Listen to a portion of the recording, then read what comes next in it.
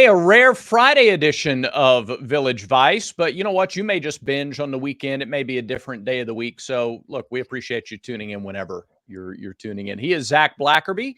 I'm Brad Law, and we are talking quarterbacks because that's what so many people keep thinking about, Zach, and it's such a pivotal part of not only portal season but any college football season, regular season, postseason, anytime.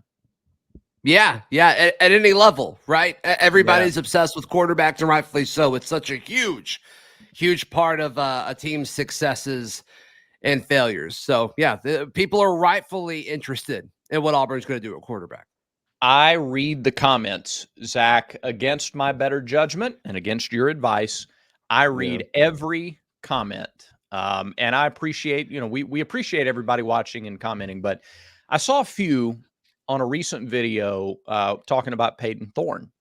And everybody has a right to their opinion on Auburn's quarterback. But I saw a few people say, well, of course, Auburn needs a portal quarterback because he just can't do it. And I just can't. I need more than that for a convincing argument, because I look at the improvement over the last month of the season when the offense really maintained its identity. I look at all of the pieces coming in around him. And I look at some history, and I think that's what we want to do today. Look at Auburn quarterbacks who have returned for a second year in the program in recent history, and I see evidence of improvement. So I just don't buy without something other than, well, I just don't see it. I need something more than that to tell me that Payton can't do the job, because I think he can. And you're about to go through some numbers, and I can't wait to hear them all. But I do think a perspective. Think about the perspective of the fact that he also, this will be the first spring and only spring that he goes through at Auburn as well. So this is a guy that came in after the spring process. It sounds like my understanding is he wanted to graduate at Michigan State before he transferred over, which is fine. But just kind of keep that in mind too. Like, this is going to be his second season, but his first true off season with his coaching staff. Yeah. All right, let me go back just 10 years. Like, we're not going to go further back than 10 years. I think football looks different 20 years ago than it does now. So I think to go back a lot further than that doesn't serve the same purpose. 10, 15 years ago was really the introduction of consistent, frequent tempo teams offensively. So let's kind of keep that in mind as we look at some of these numbers. All right. So Nick Marshall, 2013, 2014. Okay. Just looking at quarterback numbers, his passing yards increased from 1,976 in 2013 to 2,532. So an increase of over 500, about 560 yards per game, or 560 total yards, an increase of 42 or 43 yards per game. Nick Marshall on those two phenomenal offenses, 13 and 14, like juggernaut offenses, never averaged 200 passing yards per game. I think that's worth noting. Okay. Now, do you want to comment? Do you want to comment on these like example by example, or do you want me to run through all of them and then we go from there? I think Nick Marshall was exceptional. I do think they changed their philosophy from 2013 to 2014, and they also went out and got Duke Williams, who was a big part of that receiving threat there. So different situation, but still, I think the point is there. And it's also one of my favorite stats to point to, because so many people talk about how Nick Marshall didn't improve as a passer at Auburn, and that's just not correct. No, it's not correct. No, he did improve. By the way, 2013, 14 touchdowns, 6 picks. So a little better than a 2-to-1 ratio.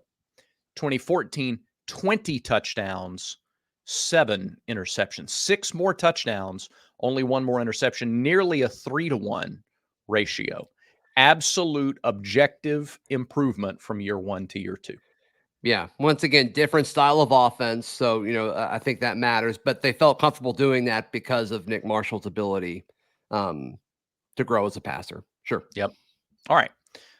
2017 to 2018, Jarrett Stidham. And this is the one where it's not flowery, but you can talk about some external factors here. So 2017, 14 games, 2018, 13 games. He attempted virtually the same number of passes.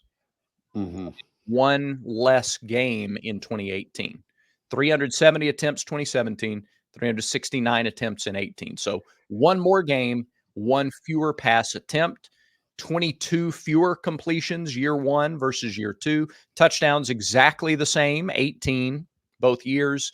Interceptions, he was down one interception from 6 to 5, 17 to 18. 66% completions in 17, down to 61% in 18. And yards per game. Now, yards per attempt went down 0.3 yards. So pretty consistent.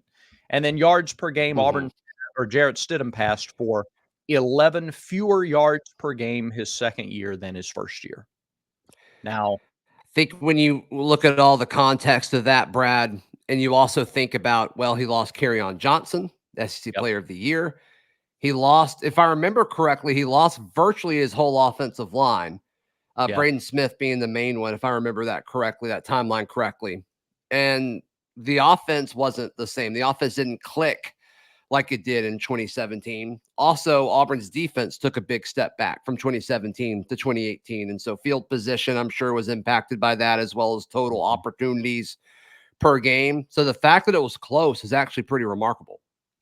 Yeah, I think so too. And I think that point and then the next example sort of go around the world to prove the point that you cannot, in a vacuum, evaluate. I don't think the current starting quarterback and say by itself, well, he just, from what I see, he can, or from what I see, he can't do it. You're not using enough information to form your argument there. So Bo Nix, and I won't go into all of the stats year by year, but his QB rating increased every year with the exception of 19 to 20. But remember, 20 is the COVID season where there were no non-conference opponents. You're not likely going to go 24 for 28 against an SEC opponent and boost boost those numbers the way you would against a non-conference opponent. So, and it barely dipped from his freshman year to the 10-game conference schedule season of 2020. Every year, big jumps year after year. The whole point there is, of course, guys improve year over year if they have the mettle to hold the spot in the first place. And I think Payton Thorne does. I think it just makes sense. If you take your preconceived notion out of it, it makes sense to expect that numbers are going to look better, which likely will lead to the team performing better. I think so.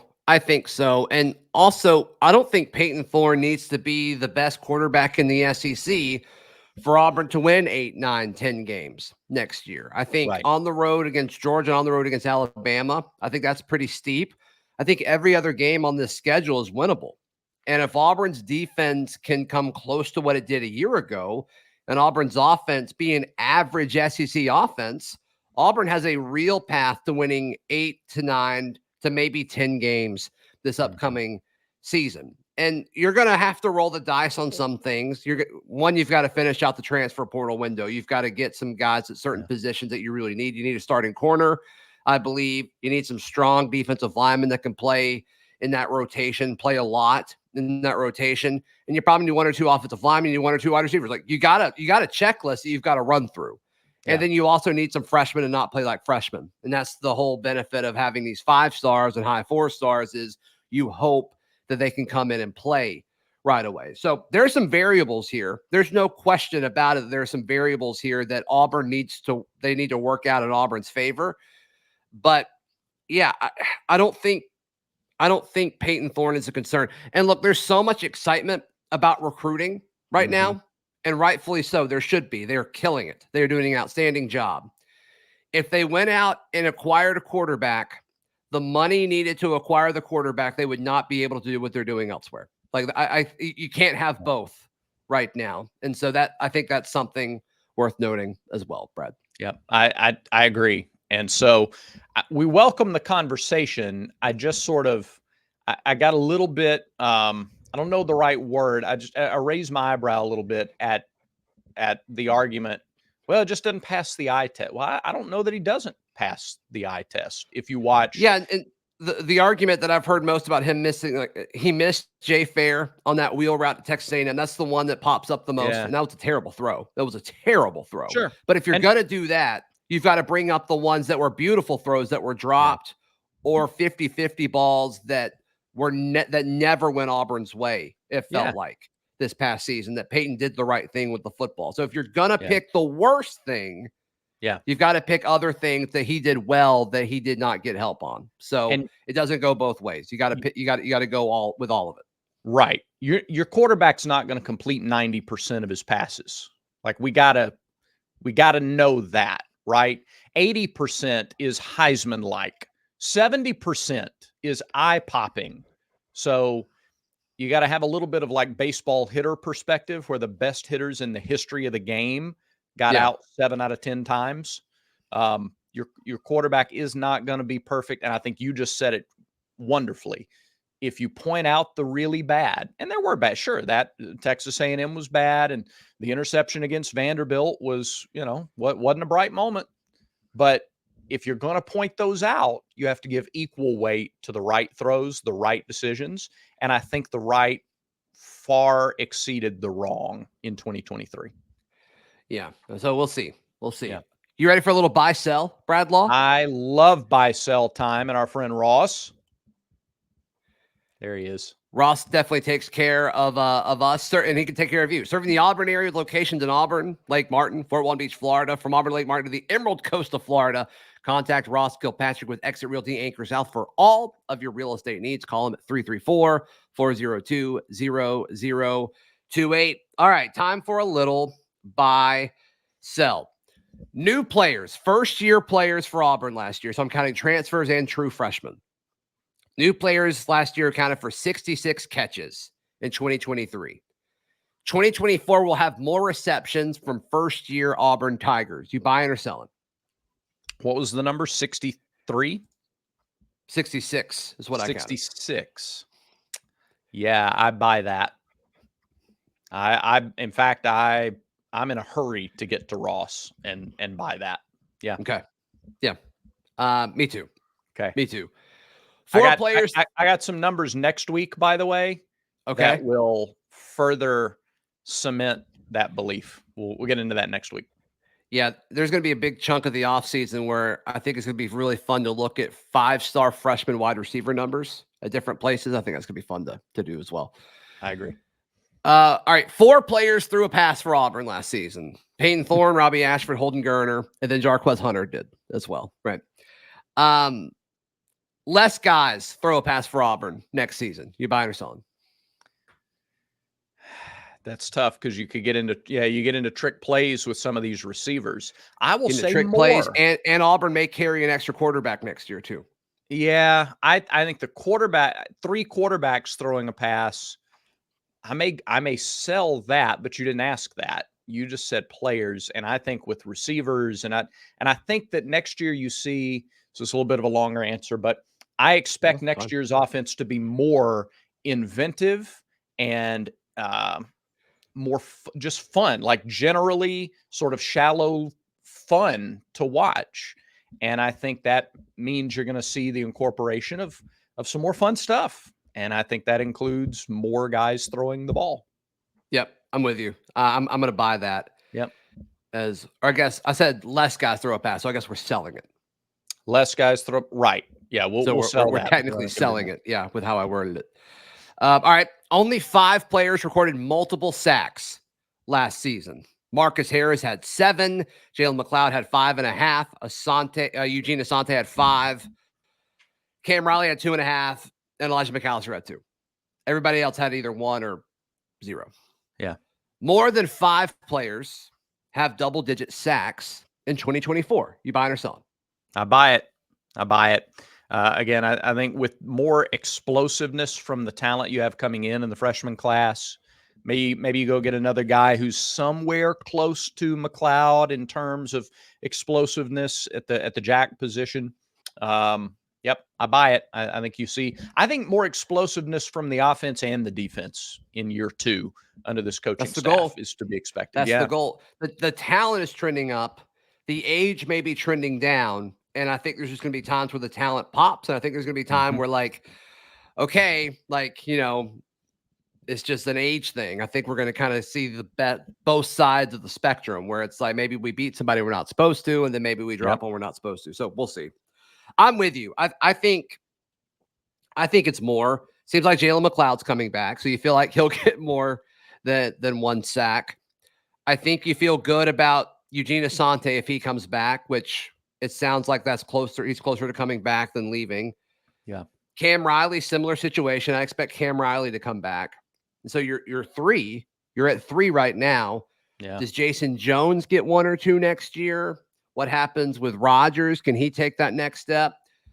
I think Auburn's going to have to hit the portal for a starting caliber jack linebacker as well. You got to think that player will do that. Does Keontae get a couple next year if he comes back? That'd be interesting. Yeah. I think they're going to use him like crazy if he comes back. So, and then a lot of talented kids coming in. Joseph Phillips, they're going to give him reps. You got to think. So yeah, we'll see. Jamonta Waller, we'll see if he can play day 1. So I think I'm buying that too. Yeah, I kind of have visions of you get some comfortable leads in non-conference games, and then you bring in this wave of young talent freshmen against a non-conference team that's kind of done. The game's not in the balance, but now you got this explosive youngster who's ready to make a name for himself and ready to pop on the field. And he makes, like, I think you can see 2-3 sacks on the year that just fit into that category. So, yeah, buy it. All right. Auburn is currently 11th in the On3 recruiting rankings. You buying or selling that they finish top 8 come early signing day? I'm going to run out of money. I'm buying so much stuff today. Yep. I buy that too. This is so the freeze warning that is the marketing campaign that sounds good. It sounds good really any time of year, but you hear more and more of it at the start of the season, right? I think this is your time of the year for the freeze warning. I think this is when Hugh Freeze gets in living rooms, at kitchen tables. This is closing season. Yeah, this is closing season. So this is when I think that the Auburn head coach is at his strongest. And I think people are going to be, recruiting will not have been this exciting to talk about in a very long time. It'll be topped again next year at this time, I think. But, yep, I buy that. I mean, the fact that even some of these conversations are somewhat realistic, like KJ Bolden, the 5-star FSU commit, like that's a fascinating one. Seems like I think he's visiting Auburn and Georgia at this time of year. So the fact that Auburn's in it this late for him, same with LJ McCray, who is visiting FSU. FSU and Auburn, the Florida commit. I mean, it's huge. It's huge, Brad. So we'll see. I'm buying that too. I think they finish top 8 come signing day. All right, last one. And we don't spend a whole lot of time on this one, but Auburn has 6 players drafted in the 2024 NFL draft. It's a good number. We can walk through this together if you want, because it took me a second to kind of walk through this. So you got Marcus Harris. I think he's getting drafted. You have Gunnar Britton. I think he's getting drafted. DJ James, Nehemiah Pritchett. Yeah. Then after that, I think it gets a little fuzzy. Like, does Elijah McAllister get drafted? Yeah. I don't know. Jalen Simpson was the other one. So it's like, does one of those guys outside of those 5 get drafted? Does an Elijah McAllister get drafted, or somebody who's, maybe flirting with leaving or not? Do they get drafted? Yeah. I think that's kind of what we're looking at. I will reluctantly sell that. But I think you may have somebody get a shot with a club obviously guys will get chances as undrafted free agents, but maybe somebody sticks. I think there's a better chance this year that somebody sticks as an undrafted free agent, despite not, getting actually drafted. So I will sell at 6. Yeah. Me too. Me too. And I think with us doing that, we're hinting that we believe that Jarquez Hunter comes back, that Rivaldo Fairweather comes back, that there's another one, that Keontae Scott comes back. So that's worth noting. Worth noting. Buy, sell, brought to you by our buddy Ross Kilpatrick, Exit Realty Anchor South. Give him a call at 334-402-0028 or stop by his office at 1922 Professional Circle Suite 202 over in Auburn. Time for a little six-pack action? Yeah, Village Vice six-pack, and there's only one football game this weekend, and so we'll get into some basketball talk. Army Navy, from 2002 to 2015, Navy won every single year. Starting in 2016, however, Army has won 5 of the last 7. Army is a 3-point favorite in this weekend's game. Who do you like and why? Yeah, we're an Army family. The Blackerby's an Army family. So, okay. Yeah, go Army, beat Navy. Go Army, beat Navy. So I went to Annapolis a few years ago on a vacation. It's been over 10 years now. Was blown away. It's gorgeous. I love Annapolis. You can't help but have this great sense of pride and respect when you're walking around the area. Sure. Having said that, my dad is retired Army National Guard, so gonna always lean a little bit toward Army. So with tremendous respect for everybody in the military, we're picking the games. So go Army, beat Navy. Yep. The other games that we're going to talk about here, Zach, are basketball, because that's it for football. And you don't care about the NFL this weekend because your Patriots have already won. So that's true. That's true. Right, so should they have won? I don't know, but they did win.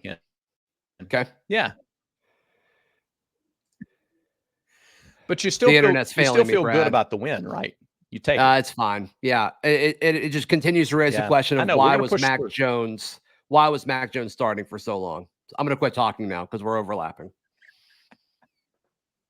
All right. Let's see if it'll correct itself. This is a top 20 game in Knoxville tomorrow. Illinois is 7-1 and ranked number 20 in the country. Tennessee 17th at 5-3. They're unbeaten at home. Fighting Illini Volunteers. I'll go with the SEC. I'll go with Tennessee to win this one. They've been a tad inconsistent, but almost every team in the SEC has been. But I'll go with Tennessee to get it right. All right. How about another SEC Big Ten matchup? This one being played in Toronto, Ontario, Canada. Alabama against number 4 Purdue. And Zach Edey, that big monster on the inside for Purdue. Does Alabama have an answer for him? Can they counter with their guard play? What do we think? I think they totally could, Brad. I think they totally could. I do think Purdue's a tad overrated. I still think they're a top 10 team, but some people are saying they're the best team in college basketball. I don't know if I'm buying that, but I do think Purdue wins, but I would not be shocked if Alabama pulled this one out. Yeah. Purdue, a pretty high scoring team. They're a little bit off brand for the Big Ten. Big Ten basketball, you think 65-61, those types of games. Purdue is up there in the 80s and above for a lot of their games. So I do think they can keep pace with Alabama's scoring. Sure. What about Wisconsin at Arizona? Arizona is your new number 1 team. Any chance Wildcats suffer their first loss of the year to a ranked Wisconsin team? I don't think so. I've watched Wisconsin a little bit this year, and I've watched a good amount of Arizona. I think Arizona's rightfully so. I think they're ranked where they need to be. I'm not picking against them for a while. All right. I agree with you. By the way, I don't think I picked these other 2 games. I think Tennessee beats Illinois and Knoxville. I think Purdue gets the win over Alabama, and it may be pretty comfortably. What about Arkansas? Arkansas goes to Tulsa. This is not in Norman, but they're playing Oklahoma. Porter Moser has got the Sooners undefeated, 8-0, ranked in the top 20. This is about the time of year that maybe another month or so, they have historically under Eric Musselman started very slow. Lots of losses November and December. And then they figure it out typically. So I think they don't figure it out just yet. I think Oklahoma gets this win. I think this is going to be our first one where we disagree on. I'm going to take Arkansas. I think this is the kind of game where Musselman gets his team up. Arkansas wins the big games. They do. And it pays off in the postseason. They're so good at winning tournament games because I think their coach knows how to put all the chips into the middle of the table when it matters most. And this is a big one. I think this one's going to matter a good bit. So I'll go with Arkansas here. All right. That's good. I respect that. There's some other pretty interesting games Saturday in the SEC. It's a good weekend. Yeah, LSU hosts Kansas State. Missouri has a big opportunity at Kansas. Like, Mizzou's been a little bit of a surprise so far this year. I like their coach a lot. I think he's very good. But the last game in our Village Vice six-pack, of course, brought to you by our friends at manscaped.com, the best in men's grooming. Where will the stockings be hung in your house? Have a little more confidence when you go hang those stockings with the Lawnmower 5.0 Ultra, right? This helps to reduce nicks and reduce cuts and the risk thereof in your personal grooming experience. And don't just forget about the South Pole, guys, because when you've got a little no shave November that carries over into the holiday season, the Handyman Compact Face Shaver, I give it a little run through 2-3 times a week. It takes a few seconds. It's easy to clean, easy to use, easy to store, and has made a world of difference in my weekly grooming routines. So manscaped.com, use the promo code VICE. You'll get 20% off plus free shipping. Manscaped.com, promo code VICE. All right, the last game in our Village Vice six-pack, Auburn and Indiana Holiday Hoopsgiving in Atlanta. The place is going to be jam-packed. I think it's going to be like a March atmosphere because I think both sides, it's going to be split pretty evenly, I think. And this is a big matchup. Indiana's an impressive team. Indiana is an impressive team, and I don't think they thought this would happen. And all of a sudden, they just kind of keep winning games, both in conference and out of conference. So I think Indiana wins tomorrow, Brad. I'm taking Auburn to drop this one in Atlanta. Okay. It is very tough. Like, Indiana's beaten Maryland. They won at Michigan a couple of days ago. They're a 50% shooting team. They shoot 50%, and it's because they pound the ball on the inside. They have a couple of top-tier big men.